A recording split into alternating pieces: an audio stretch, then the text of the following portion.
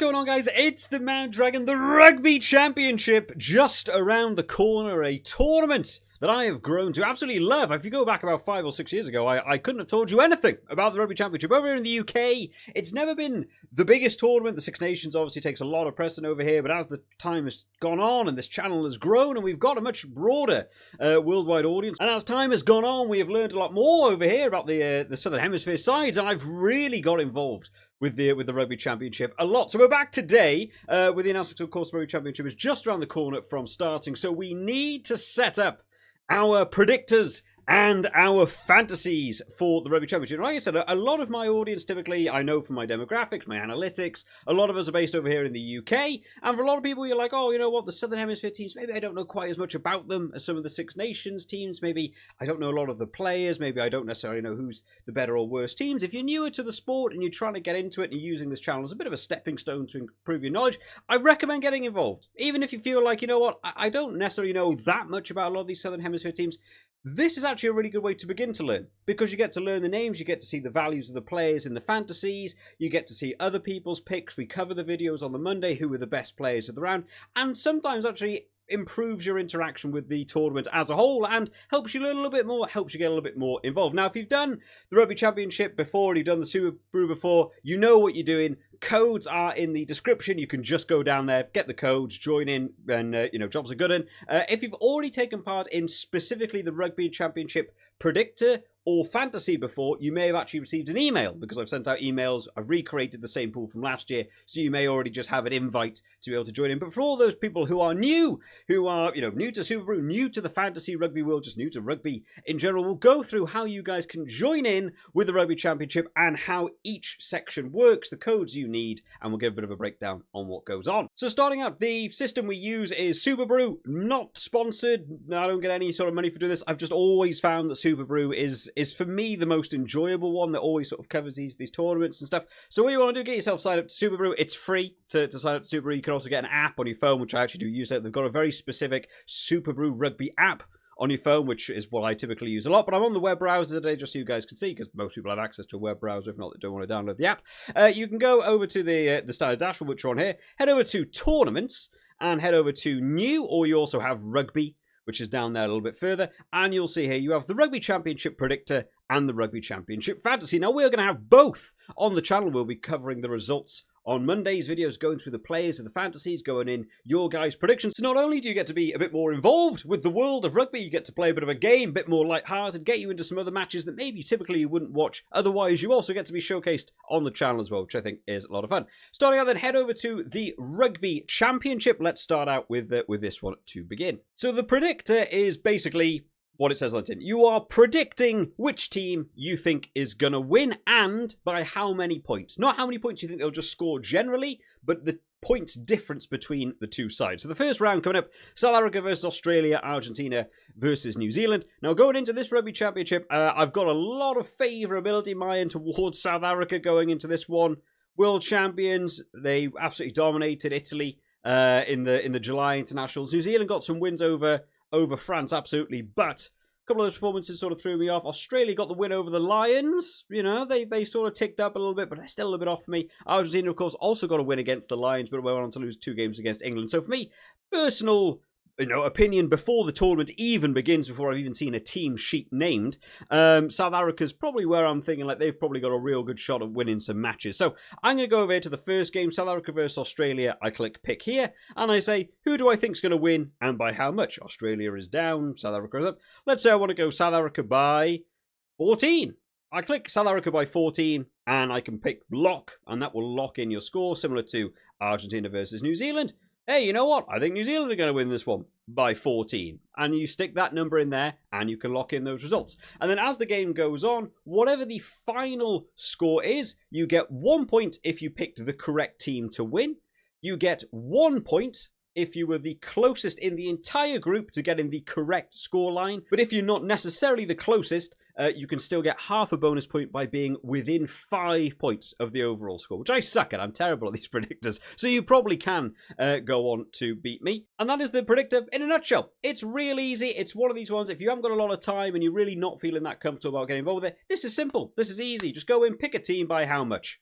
Maybe you win points, maybe you don't. Believe me, you do not need to be the biggest brain in the world when it comes to the rugby. You can see some big upsets. We saw it in the Lions stuff as well. Australia getting that win. Only like 5 of us picked Australia to win that final match, right? So you can get in there, and this is quite an easy one. It's just a nice way to sort of get a bit more involved with some of the other games. Maybe you typically wouldn't catch on TV, and you don't even need to watch them on TV. You can just pick a team, and it's easy to do. So to join in with this one, you can see we've already got 10 people already involved with it. They've accepted the invites already. Head over to join a pool, and it will come up with a list of pools, and you will have here a search bar which you can search for your particular ones. You can also join other people's if you fancy. A lot of people have, well, some people have got over 100 players. There's me. You can scroll down and eventually find myself. So for this one, I have called the group is Mad Dragon Champ Predictor, all in capital letters. You can either type that in and press search, and it will basically find that. You can click to join. The pool is open. You can get yourself in, invite your friends, all that good stuff. If you're still struggling to find it, we do also have a code, which is a little bit shorter to remember, which is idletear. I will, of course, have put the code down in the description as well for you. You can also go over to that, and rather than typing out the whole words, just type in idletear, hit enter, and it will come up with the group as well, and that's how you can join in with the Predictor. And then beyond that, we have the Fantasy League. Now, this is the thing I get competitive with. I really try my best. I've never won one. I've never won a Fantasy League on my own channel. It's ridiculous. I've come in the top 10 a good handful of times. I can never win. Amazingly, my wife has won one of these before. She won this exact competition, the Rugby Championship one. She actually won one, and she didn't know half the players. She just picked people's names that she thought sounded nice, and she beat me and everybody else. So it can happen, it does work. Believe me, you do not need to know everything and anything about it. They have added a few more rules in, I think, since the last time we did the Rugby Championship one. They added the salary cap in, which, of course, if you did the Six Nations one, you'll be a bit more familiar with how the salary cap works. But basically, you pick your squad of 23 players. You have your list over here on the left-hand side that has all the players.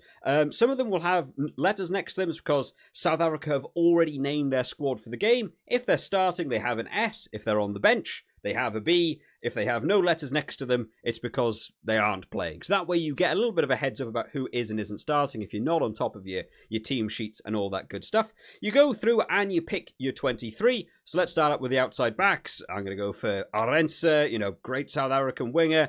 Aflele Fassi. I'm going to assume Will Jordan's going to be starting. Stick Will Jordan in there as well. We got one more outside back left. Let's chuck in Tom Wright from Australia. My outside centres, Choco Perez from Argentina. We've also got Jesse Creel from South Africa. So you basically go through and you pick your squad, bearing in mind your salary cap, because all these players cost your wonga over here. They all cost a certain amount of money, so you've got to try and keep within budget as well. Once you've picked your 23 players, you basically go on and press Save Squad. You will be allowed to make a 15-player team out of those 23 players. Now, I recommend, personally, when doing this, using the phone app. It is there. It is all how you kind of want it on the web browser. I personally find it very hard to sort of gauge who is and isn't in my team just by using the web browser. The phone one is much friendlier for me.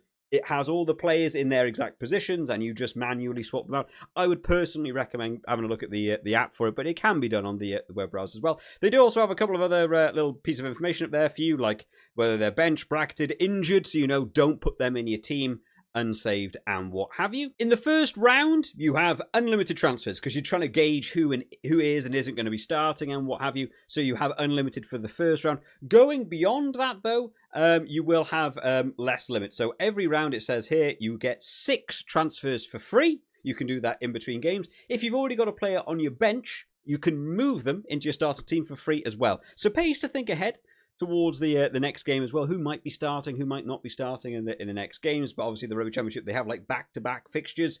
Makes it a little bit easier to sort of guess who's going to be starting in the next games as well. You can go over the transfer limit. You just have to pay points that you earn along the way. Points-wise, they've got a whole breakdown now, which is really nice on the Superbru. How do the point systems work? Here you go. There's a whole long list. And it looks kind of complex, but actually, when you get into it, there's not that much that goes on, but it all kind of makes sense. So if the player is starting a match and you've got them in your starting 15, they get 2 points.